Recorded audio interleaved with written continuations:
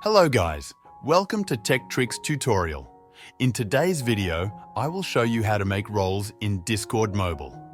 Start by opening the Discord app and going to your server. Tap on the server name at the top of the screen. From the drop-down menu, select Settings. Scroll down and tap on Roles. This is where you can manage or create roles for your server.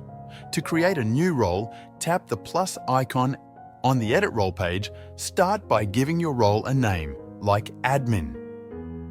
You can also assign a color to the role by selecting one from the options. Next, you need to set permissions for the role. You can choose from Cosmetic, Member, Moderator, and Manager. Now select the member that you want to assign the role to. That's it. You've successfully created and assigned roles on Discord Mobile. Thanks for watching this tutorial.